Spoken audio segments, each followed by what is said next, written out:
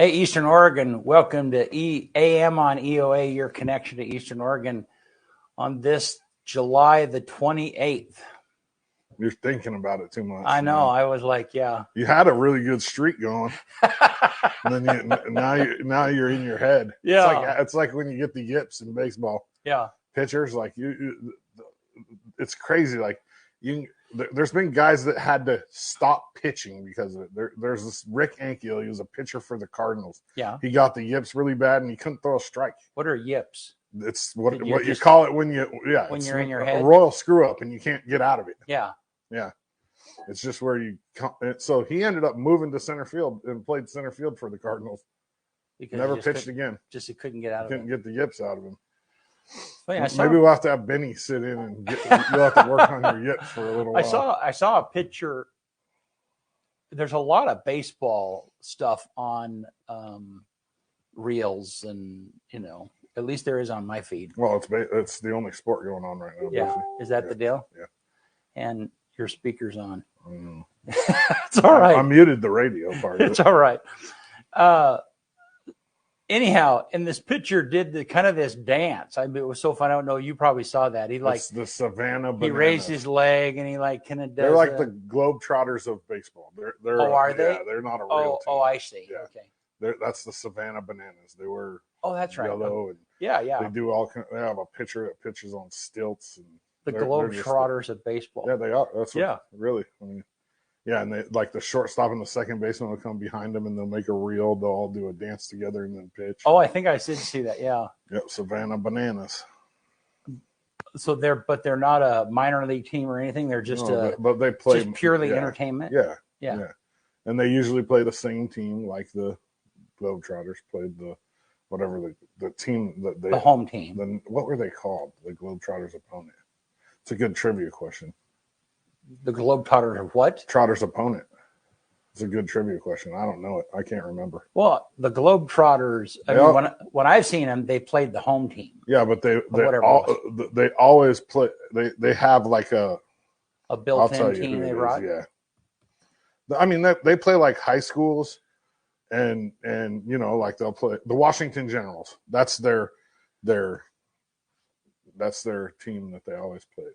The Washington Generals. So when they went on the road, the Washington Generals came along with them? Sometimes, most of the time. And then, but then they'd also play like a high school team or a team of, people that put themselves together. But the Washington Generals, I think they played them like 200 or 300 times and the Washington Generals never beat them or beat them one time or something like that.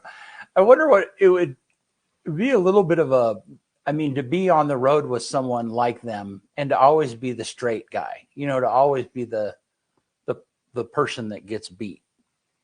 It would be like wrestling, being the heel. You're still getting paid. Yeah, I suppose so. Yeah. But the thing is even I would imagine that even if they played like real, right, the Globetrotters win. I mean, because the Globetrotters had some basketball. I mean, those incredible. And I remember watching them thinking like, I've never seen anybody do that with a basketball in my life. It was like, they were good. Entertaining. They were fun. Savannah Bananas are fun to watch. Yeah. All right, let's talk about sports real fast. All right. I'm sorry, I got to get the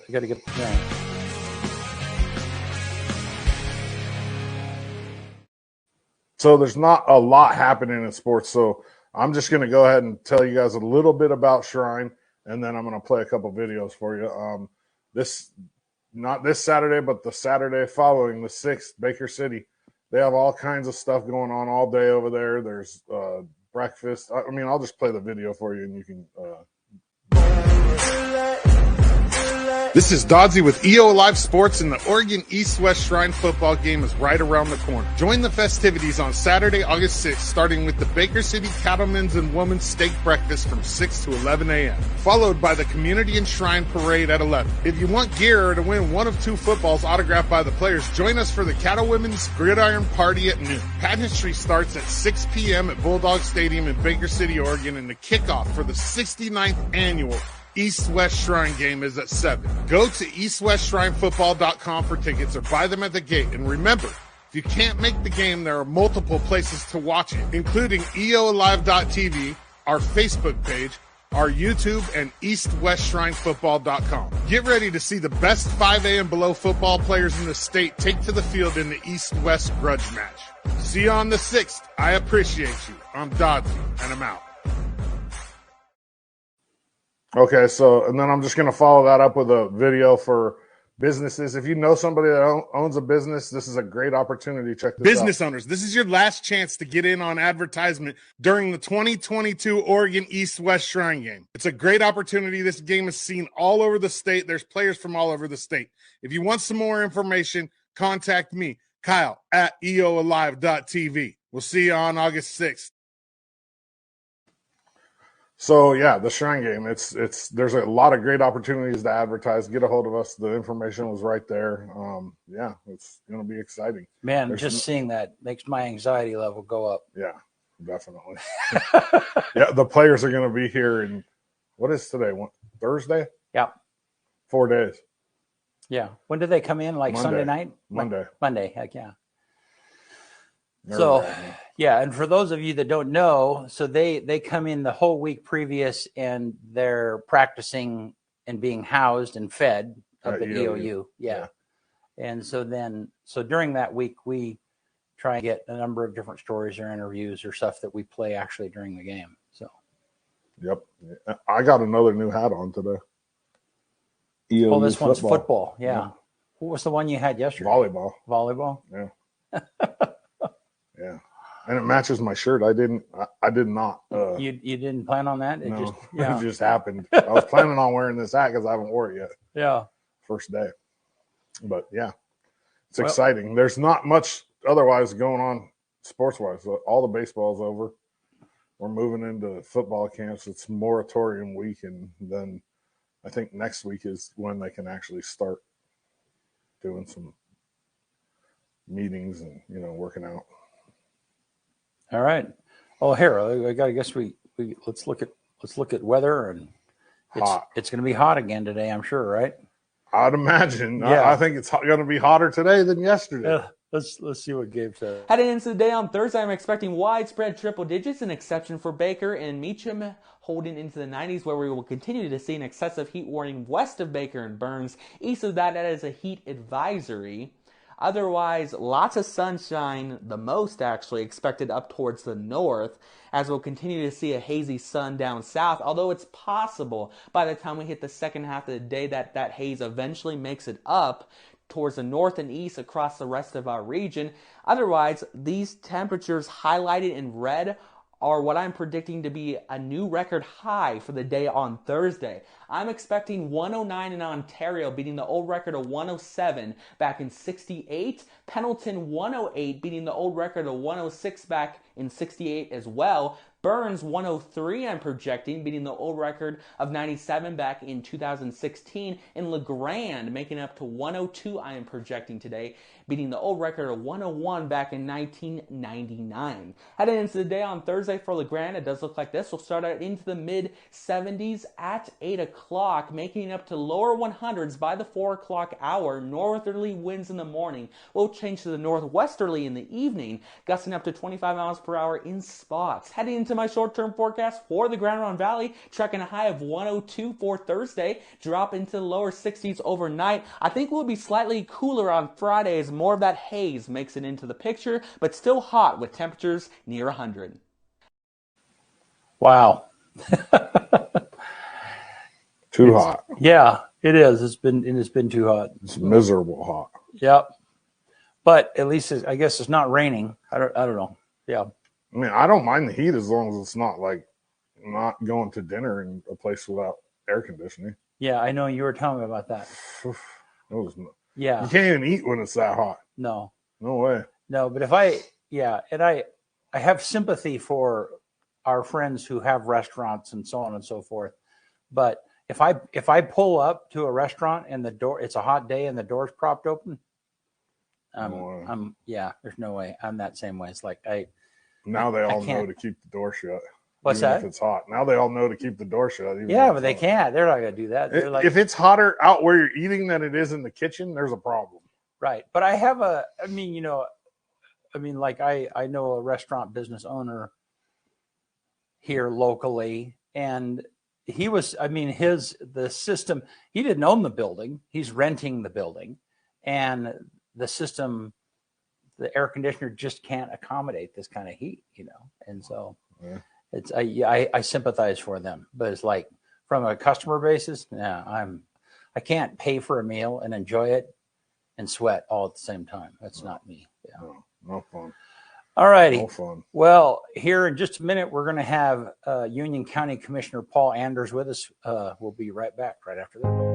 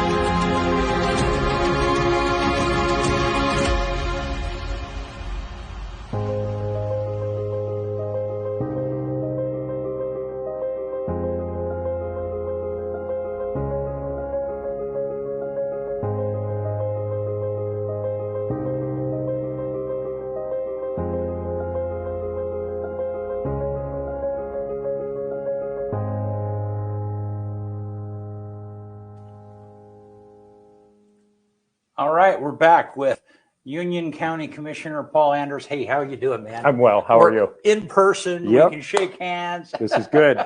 Doddsy, how are Did you? you use sanitizer? I did. Actually took a shower just a few minutes ago. And Just don't use my earpiece. Yeah. okay. That's my only.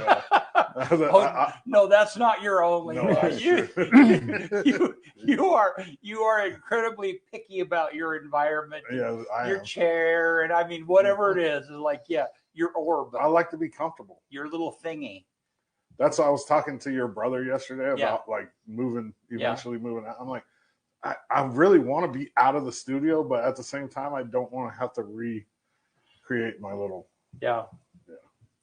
Yeah. Well, I kind of figured that out when we made the transition. It's like, I didn't want you in the studio to begin with, but it was like, you couldn't.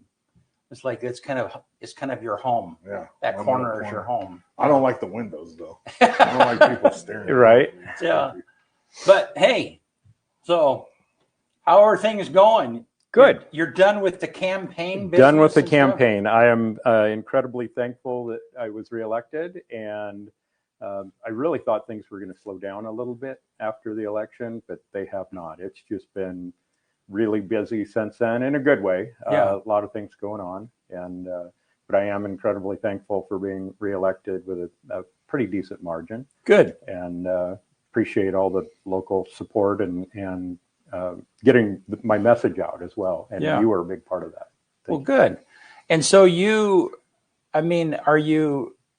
it's probably a little weird, and you and I talked about this a little bit, talking about yourself. I mean, you know, so in other words, your whole job, your whole job as a commissioner is dealing with the affairs of Union County, Mm-hmm. but for that short period of time, you have to focus on. I mean, I don't know. Talk about that a little bit. Right. Is that Well, really? actually, Commissioner McClure, former Commissioner McClure, probably put it best. He said, you know, this is a job where you work for about 3 years, and then you have the longest job interview possible. And it is true. Yeah. And it's the other thing that I've heard, and I truly believe, if you like the campaign process, you're probably not the right person for the job. Yeah. Because I mean, you are on every single second. Not that I'm not normally, but I mean, I can take some breaks. Right. And it's stressful. I will tell you, it's really stressful.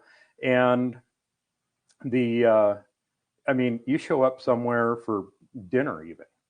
Oh, you're out campaigning. No, I'm not. My wife and I are having dinner. Right. It's and there's an expectation, or you show up to an event that you really wanted to go to. Not that you wouldn't. Right. Okay. There are some that right. you kind of need to go to, but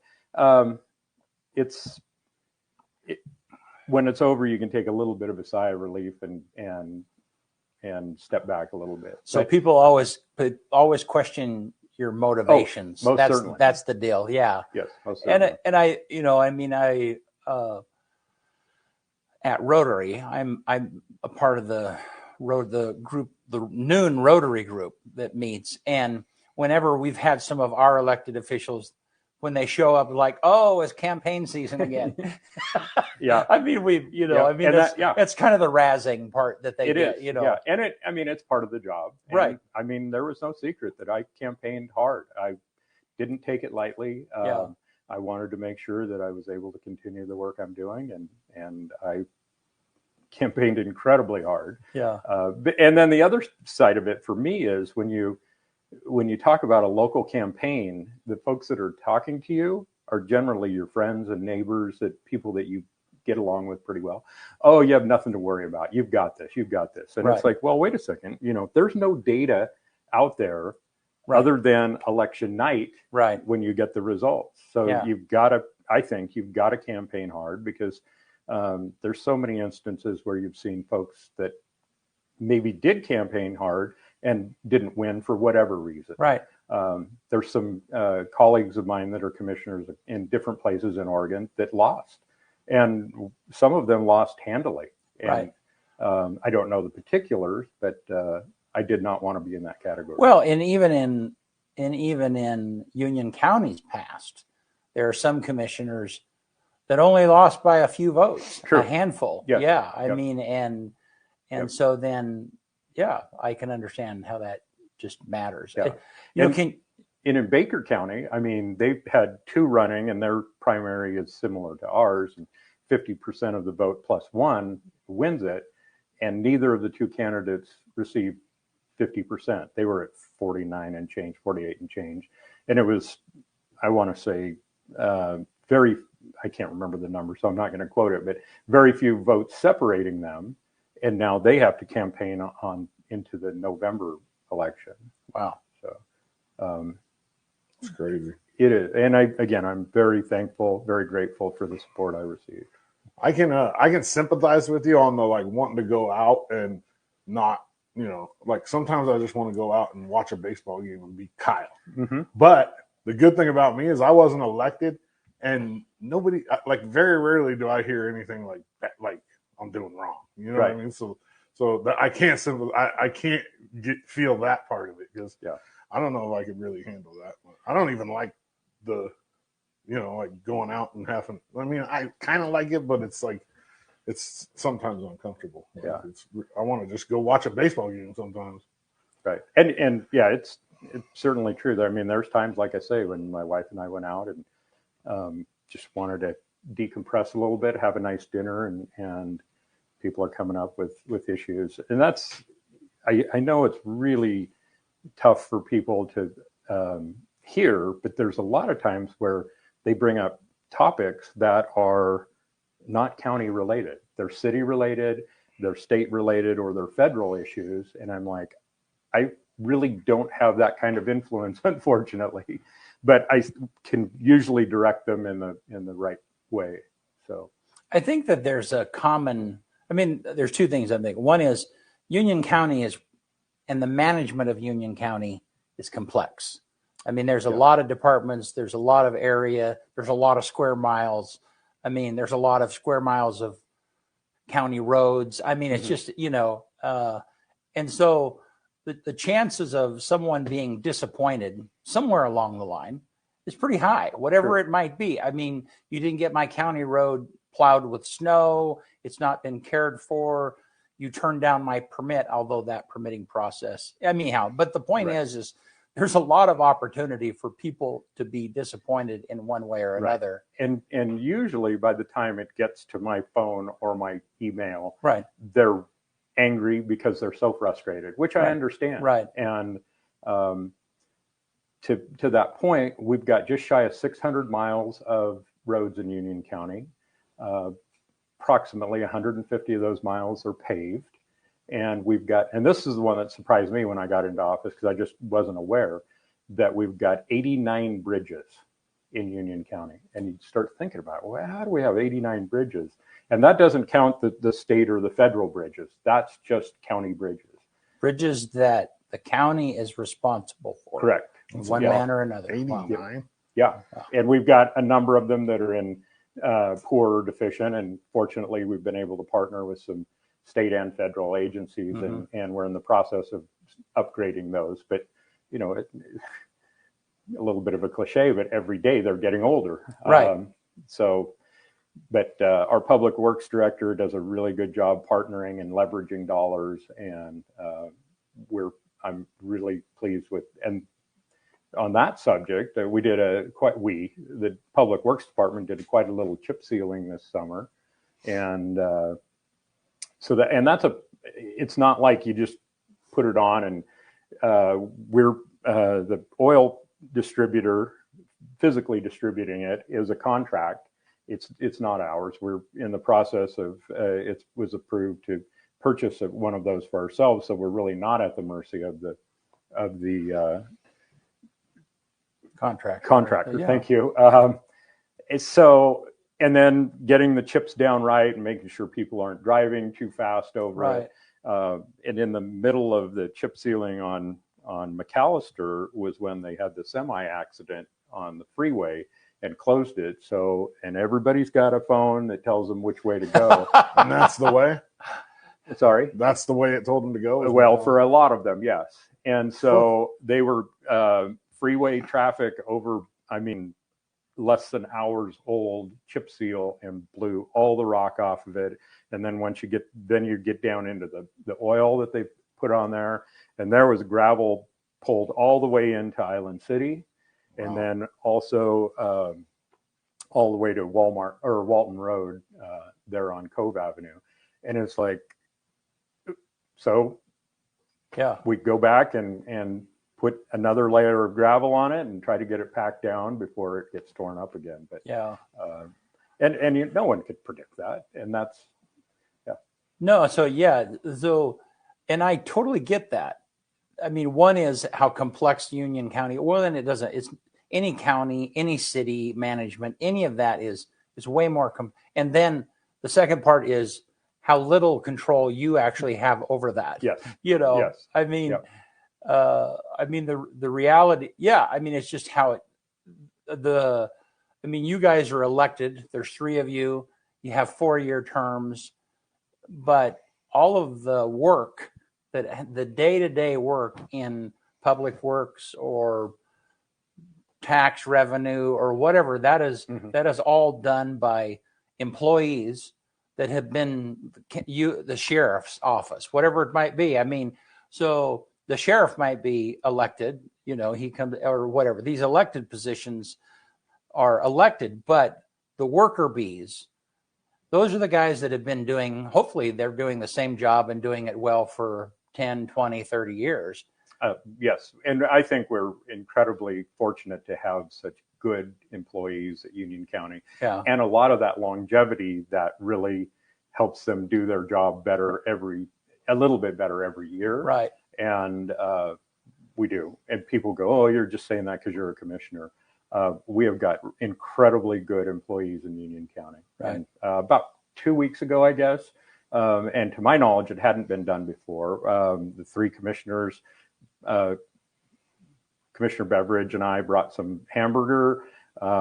Commissioner Scarfo brought his big grill, and we made salads and just had a nice little picnic during their lunch hour, and just as a thank you for the work they do. And because of being a government entity, it's not like we can give them bonuses or trips or things like that private business can do. So it was a gesture that we thought was important to show our appreciation to the folks that do that hard work every single day. So just real quick, and I'm putting you on the spot. Tell me the different departments so people understand. Yeah, just well, you mentioned there's a sheriff's department. Right. There's public works, which under the umbrella of public works, we have the weed supervisor. We've got the roads. We've got the airport, and then there's Buffalo Peak is another one. And part of it is we're liaison to a number of different entities as well. Commissioner Beveridge is very involved in place-based water planning. Commissioner Scarfo is mental health and health in general. That's his. And it's not like one of us can't deal with the other. Right. But those are we're the first point of contact, if you will. Gosh, there's tax assessor, there's planning, there's the clerk's office, and some of those departments, the person in charge of that are elected officials. And they're saying, well, you need to do this and you need to do that. Well, I cannot, by the way it's designed, tell another county elected official what to do. And that's sometimes confusing to people that we can't do that. But, and you're not the boss of everyone. True. Yes. Okay. Yes. Exactly. Yeah. Yeah. So, and you have, and then for myself, I do quite a little bit on natural resources. Right. We just got back from the National Association of Counties, which I had not been before. First year, I just didn't think I was ready to go. And then we had COVID, and then last year they had it, but it really low attendance. And it was in Denver this year, and really learned an awful lot. And there was also the first couple of days were subcommittee meetings, and I'm on the public land subcommittee. And we talked an awful lot about PILT, which is payment in lieu of taxes, and the acreage that the federal government manages in Union County, they don't pay taxes on. Okay. But that's true everywhere. Okay.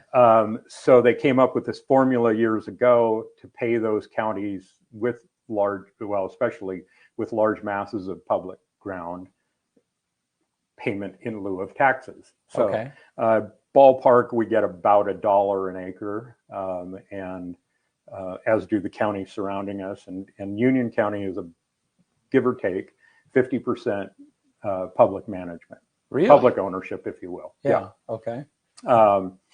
And that really is important for us to survive, because as visitors come to the National Forest, it puts not a strain, but it uses our resources, whether it be the sheriff's office or the 911 center and things like that. So that's really important to a county, especially like ours, where we don't have where we would prefer not to tax our local people. Right. Then again, this is tax money. It's just coming from the federal government, though. Right. And then the other portion of it is, and the name's a little bit confusing. It's called Safe and Secure Rural Schools, SRS for short. And that was a program. Am I getting too far out? No, you're good. Okay. You're good. That was a program that was set up when timber receipts, because traditionally, there would be a timber sale. When that was sold, the county would get a portion of the income from that. And with the decline in timber harvest, counties were really struggling. And Union County was one of those. I mean, our revenue crashed, and it's been a number of years ago.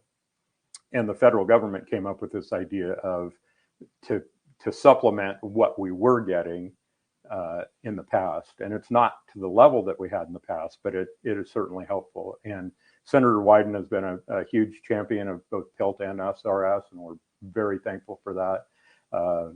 Senator Merkley is a strong supporter as well. But even at the national level, Senator Wyden is a leader in PILT and SRS support. Wow. And that's complex. It is. Yeah. Yeah. And the formula, I'll be incredibly honest with you, I don't understand. Because part of it is that you get your SRS and you get your PILT, and one subtracted from the other, and then they also subtract any timber receipts that did come in from the SRS. And if like our friends and neighbors in Wallowa County, they're under a based on population. On the PILT side of it, they don't get nearly $1 because of their population.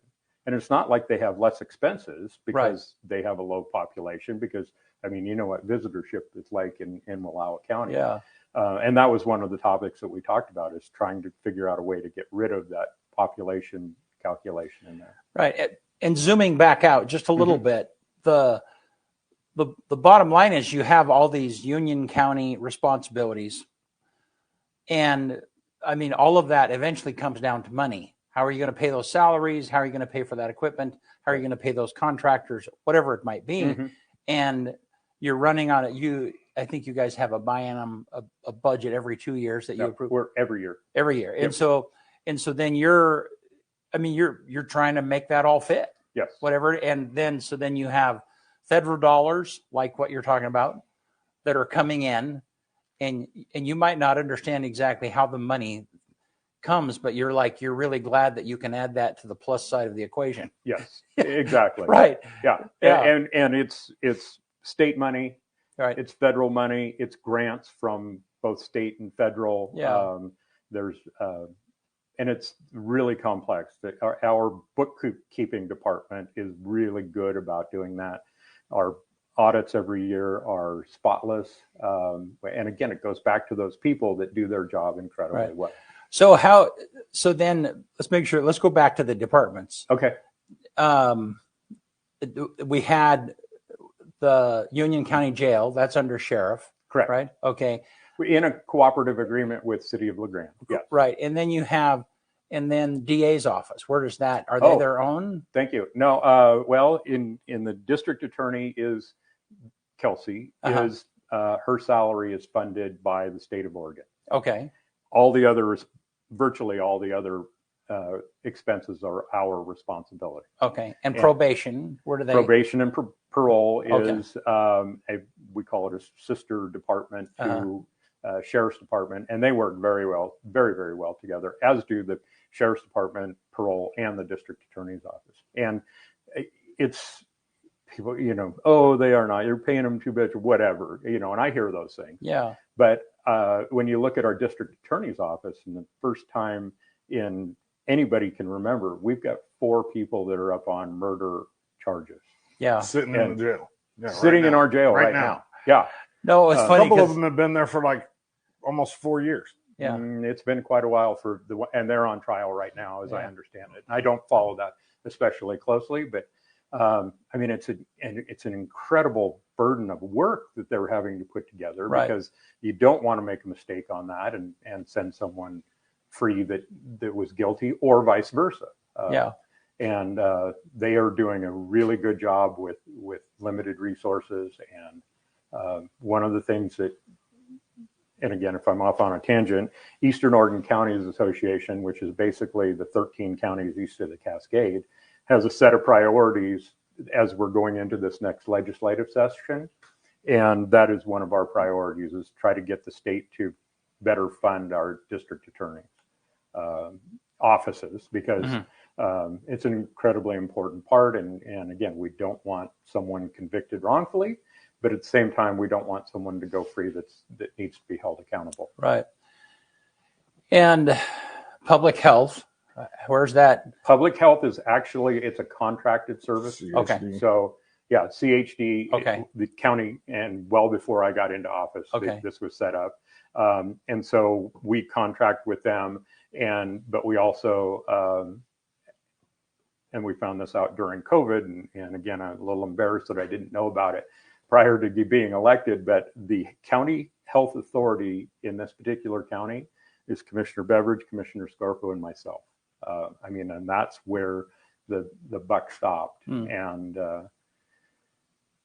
going, thinking back on COVID, and I don't think it's over, I mean, it will be with us. Right. Like the flu or a common cold or, chicken pox. I saw or heard on the news the other day that we had a positive case, not in Union County, but somewhere in the United States. And I apologize, I can't remember, of polio.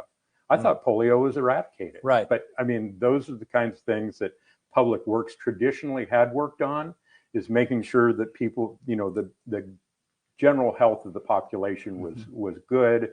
And they worked a lot in trends and preventative and things like that. And then they got slammed worse than anybody when it came to, dealing with COVID and trying to navigate that. Wow. And looking back on it, I mean, we were expected to make decisions with very little information, or information that from the morning to the afternoon changed radically. And it was a really difficult time, and a lot of criticism. And were we perfect? Far from it. But you know what? We did our very best that we had with the information that we had at that time. And environmental health, mental health, and veteran services all falls under that same umbrella of public health, right? Even though they're their own and then subsidiary. Search and rescue. Are they? Search and rescue is actually all volunteer. What? That falls under the sheriff, right? It does fall under the sheriff's department. And also in our county, because of interest as much as anything, Nick Vora, our emergency manager, is very involved in search and rescue.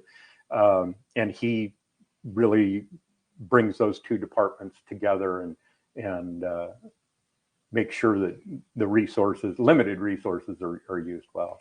What's the Fairgrounds fall under? Fairgrounds is run by an advisory board, or not run by, is run by a board. Right. It's appointed by us, and that Commissioner Scarfo works really closely with them.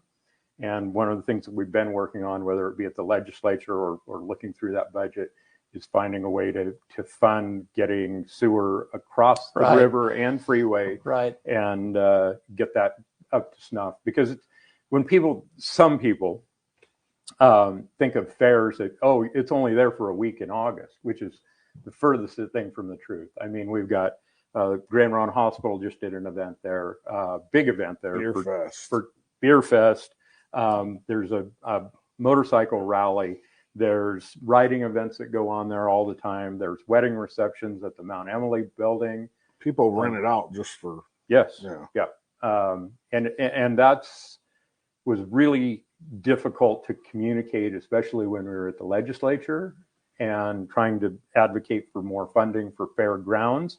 And we had to be very careful to say fairgrounds and not fairs. But there has been a turnaround in the last year or so. There was a significant investment from the legislature during the short session. And prior to that, there was a very strong. So we just received $270,000 for operation and maintenance of the fairgrounds, and that came from the Oregon legislature. Wow. And let's see. And then what other, I had another one. What other departments are we thinking? Mira, where does Mira fall? Mount Emily Recreation Area falls under Public Works as parks, and it's not the only park that we've got. We've also got the Wolf Creek and Pilcher. Those fall under too. And the parks manager resigned not too long ago, and we have not filled that position. And for now, Doug Wright, our public works director, is assuming those responsibilities. And we've also hired a person that between the airport and parks is now full-time that was part-time before. Wow. So how many paid employees are there? Somewhere in the neighborhood of 120. Wow. Yeah. That's a lot. Yep. Well, and I mean, I'm just thinking about this on an organizational map. You have all of these little things, and they're not little, they're significant, like the fairgrounds. I've been involved on the other side of the city council and understanding why that's funded. And I mean, the fairgrounds is a key point in the emergency management plan and so on and so forth. Right. Yeah. And I mean, and the potential for the use of the fairgrounds is way bigger than what it is. Yeah. Right. Well, and the first place we went for a mass COVID testing was the fairground. Right. And no questions asked. Here we go. Right. Yeah. They did celebrate LeGrand out there during COVID, where they did a drive-through. Yeah. Just so many different things are used out there. Yeah. Right. And the potential is just huge. What it could be used. Yes. Yeah. Yes. So, well, wow. Well, let's kind of zoom back in on our typical conversation with you, and that is, what's up in your world, in the commissioner world, that you're dealing with or that you want to talk to us about. Okay.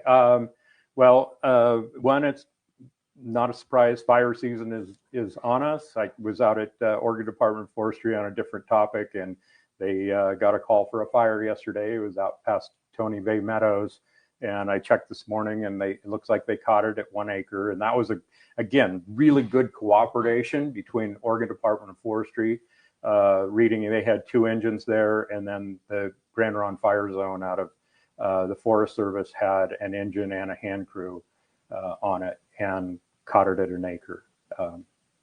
So hopefully folks will be vigilant about fire. The precaution levels have raised in the last couple of days with the heat.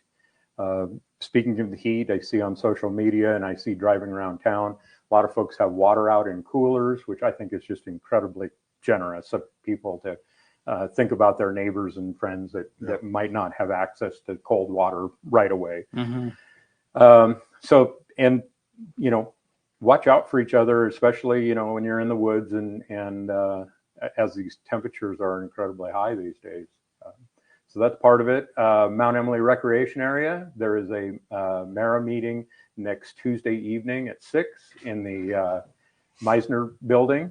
And that has a relatively short agenda, but the advisory committee is meeting next week. Where's the Meisner building? That's where the county clerk. Oh, okay. Oh, yeah. Yeah. Okay.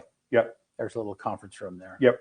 Paul, you say it the nice way about fires. I won't. Don't be an idiot. It's that simple. Yeah. Like, be responsible. Like, people cause a lot of fires just out of stupidity. It's like, and be responsible. Yeah. And I fought fire for a number of years and miss it every single day. But when I wake up in the morning in my own bed, I don't miss it so much because I can feel a lot of those nights from sleeping on the ground every morning. But it's not you that's going to start a fire, and it's not you that's going to start a fire. I get that, but someone does. Right. And it's you see in the news, and you're like, they did what? Yeah, great story of that. I'll just tell it real fast. Western Oregon, about 10 years ago, maybe a little bit longer. It had been dry for it had been for Western Oregon. It had been dry for a long time. It was the end of summer. It was hot. Some idiots shooting a 50 cal with tracer rounds into trees. Right. Like, really? Yeah. Like, come on. Who doesn't think that's going to cause a problem? Yeah. Right. Well, very similar story. My family has ground in Summer Lake, Oregon, and it's, high desert, late summer, shooting tannerite. Oh, yeah. And this is shocking, started a fire. And destroyed homes. Fortunately, my family's place it took out some fences and burned some pasture, but at the same time, it could have been a lot worse for us and our neighbors. It was. It burned their houses and to the ground. And it's gender reveals is another one. Oh yeah. With the exploding whatever, and then fire starts, and it's just a little common sense would help out a lot. It used to be cigarettes. Right. Not as much anymore. Right. There's not as many people smoking. Well, nowadays. I think not as many people smoke. And then also I think the way that they design them so that they're not burning houses down, I think has a little bit to do with that as well. But speaking of fire and the Oregon Department of Forestry, they came out with their wildland urban interface risk mapping, and which has gotten a lot of news in the last couple of days. And I've gotten some calls on it, and folks are rightfully so very concerned about what that means to them. And part of it is they're worried about insurance and whether they're going to be able to maintain insurance on their place. My best suggestion to them is to contact Oregon Department of Forestry, and if you think that you're mislabeled, to put that in writing and get that in, especially in the next, I think it's the next 30 days is the deadline for that. But just make sure you're in the hopper with that.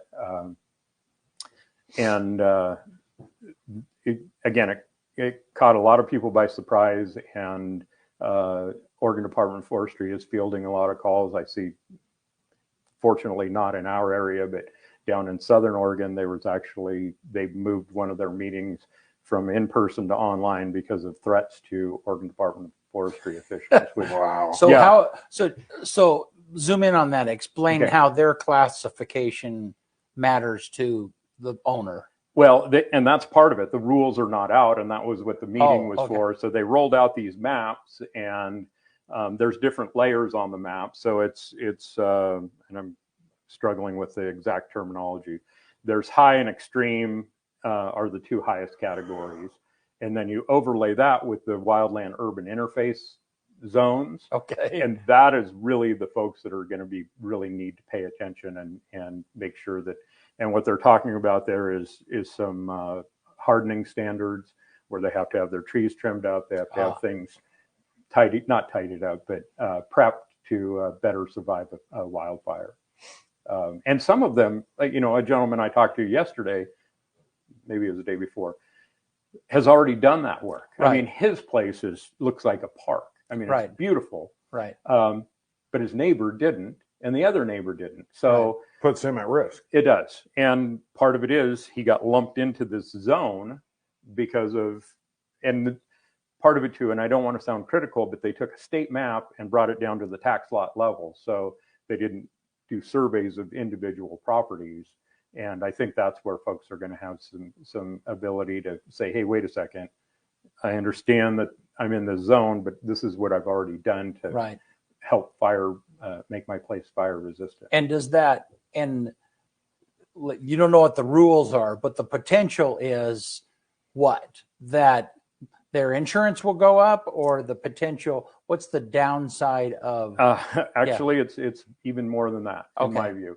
The potential is that they're going to get dropped by their insurance company because this map came out and they are in that. Got it.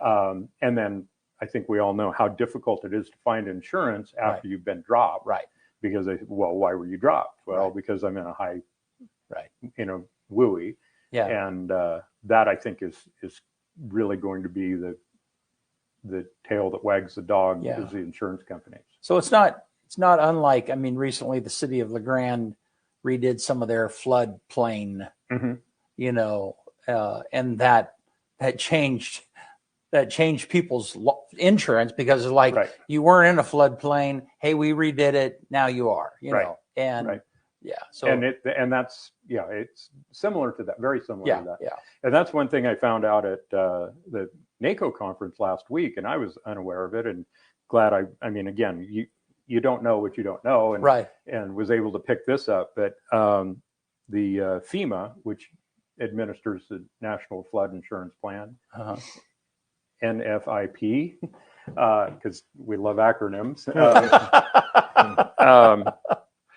And Oregon is potentially going to be a demonstration or target state for if you're in a floodplain and your home floods and there's a listed species under the Endangered Species Act, they're not going to allow you to rebuild there. And it's like, wait, again, you took you took this property that was worth X number of dollars and now made it, if I were to go to sell it, virtually worthless. Right.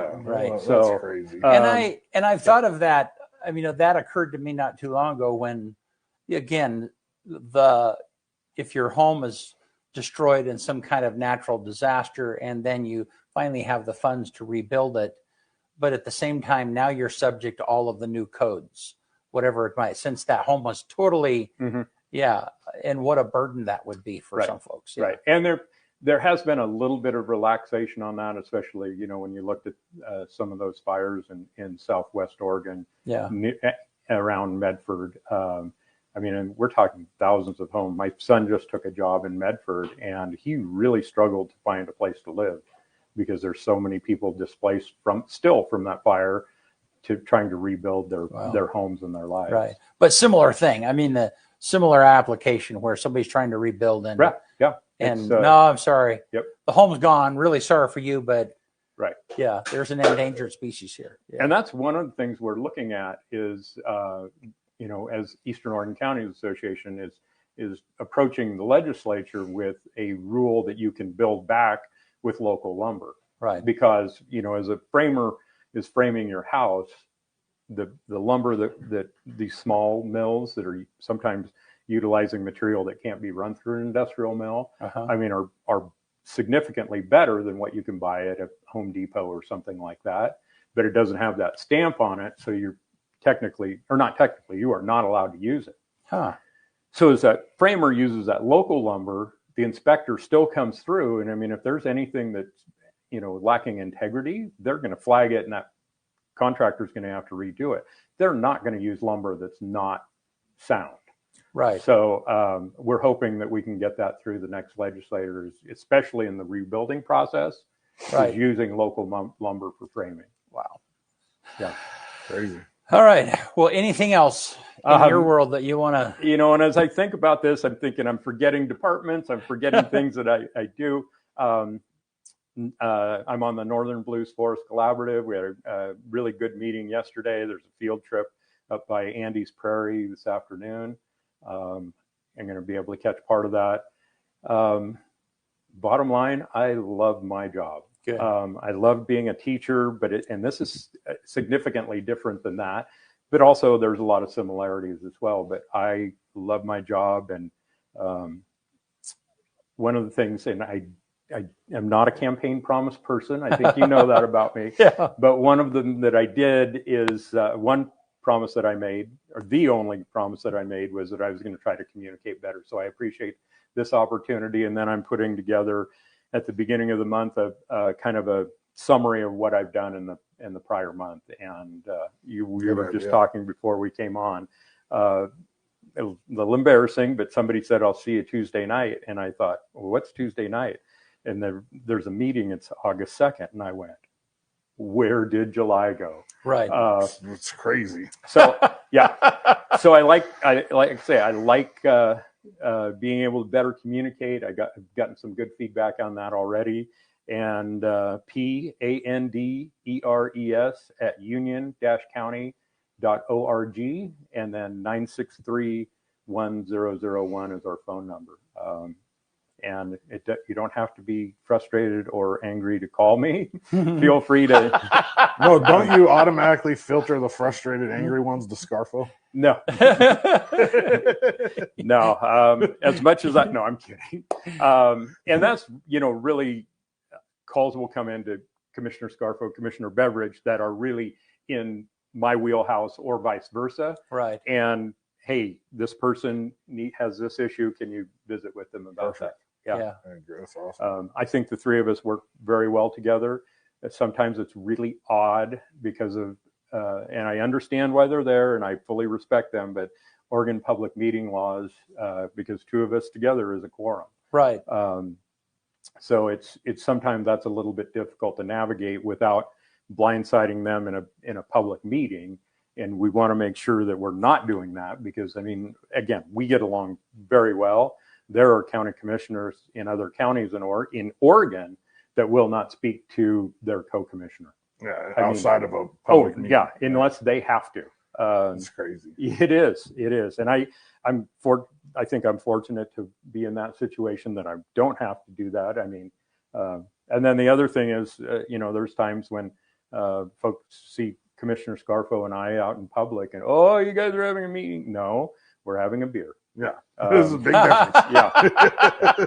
Well, what are you talking about? Well, usually hunting or sports or things like that. So, keenly aware of those and fully respect them. And I have no issue with them, but it does make navigating difficult sometimes. I can imagine.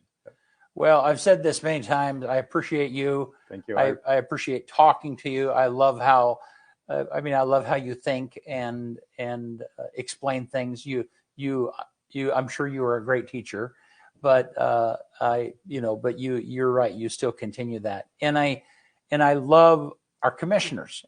We have the three of you are so different, have different experiences, and just really good people. You communicate well, and so it just gives me a lot of confidence. Thank you. And really, like you said, our backgrounds are very different, right? And I think all three of us, our weaknesses are held up by the other two, right? And our strengths, we're able to hold up the other two. So I think that's what makes a great team. Yep. And I believe that. Yep. And I appreciate both of you guys. Love the sports. I'm not a huge sports fan, but love listening and watching to you, and appreciate this forum that we can get information out. Good. Yeah. Alrighty. Well, thank you. You bet. Let's just leave them there. And all right. Good. All right. Do it. Let me tell you guys about this real fast. Shelter from the Storm is having their first annual gala, and it's a fundraiser. It's an evening under the stars, and it'll be out at Ascension School Camp and Conference Center in Cove on August 6th. They're going to have a full service bar. They're going to have dinner. I'll put a link for the tickets, and the fundraiser is for victims of domestic violence, stalking, or sexual assault. So it's something worth investing in our community. I'll put a link in the comments, and we'll just go ahead and do On This Day and get out of here. On this day, what is today? July 28th. July 28th. 1858, the first use of fingerprints as a means of identification is made by Sir William James Herschel of the Indian Civil Service. 1858. On the same day, French photographer and balloonist Nadar takes the first airborne photo in a balloon, about 80 meters in the air of the French village Petit. I'm not even going to try to say it. And that was the same year, you said? Same day. Same day. Well, yeah, it's on this day. Yeah. Okay. Same year, same day. 1900, hamburger was created by Louis Lassing in Connecticut. Hamburger. 1900 on this day. I think that wasn't on this day a year ago. Maybe not. I don't know. It seems like I've heard that. Yeah. 1914 on this day, the foxtrot was first danced at the New Amsterdam Roof Garden in NYC by Harry Fox. Foxtrot. First time. 1951 on this day, the animated musical film Alice in Wonderland was released. 2018 on this day, the longest blood moon eclipse of the 21st century lasted 1 hour and 43 minutes. Can you believe that's already been 4 years? 2018 on this day. 2019 on this day, the first Fortnite, the video game that's, World Cup, was won by a U.S. teenager, Kyle Geisdorf. He won the largest ever esports prize of $3 million. $3 million for playing a video game. It's crazy, man. $3 million for playing a video game. BC. Yeah. The number one song on this day in 1982. 82. Yeah. Okay. It's the Tigers' song, "Eye of the Tiger" by Survivor. They play it every wrestling match when they come out. Yeah. It's just. And then the quote for the day: "Just because I can't control what life throws at me doesn't mean I can't control how I handle it." Devin Duncan. Just because I can't control what life throws at me doesn't mean I can't control how I handle it. That's all I got. That's good stuff. See you Tuesday. All right. Thank you, Houston, Oregon.